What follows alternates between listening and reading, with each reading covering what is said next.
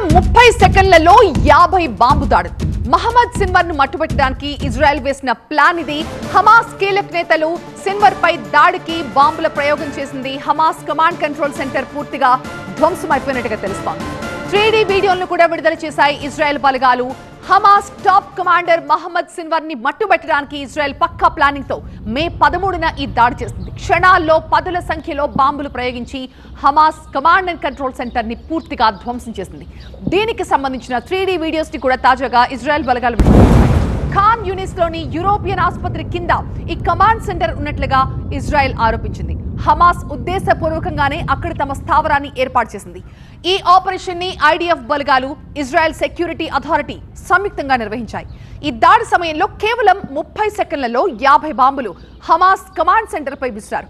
ఈ దాడిలో 16 మంది చనిపోగా 70 మంది గాయపడినట్లుగా హమాస్ ఆరోగ్య శాఖ వెల్లడించింది. ఇక హమాస్ అధినేత యహ్యా సిన్వర్ సోదరుడే మహమ్మద్ సిన్వర్. ఆ సంస్థ మిలిటరీ వింగ్ సారథి డైఫ్ మృతి తర్వాత ఆ బాధ్యతలు మహమ్మద్ సిన్వర్ చేపట్టాడు.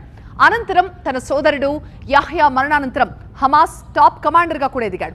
2023 అక్టోబర్ 7న ఇజ్రాయెల్ మెరుపు దాడి సూత్రధారిగా ఉన్న యహ్యా సిన్వర్ గతేడాది చనిపోగా తాజాగా ఇప్పుడు మహమ్మద్ సిన్వర్ కూడా హతమయ్యాడు.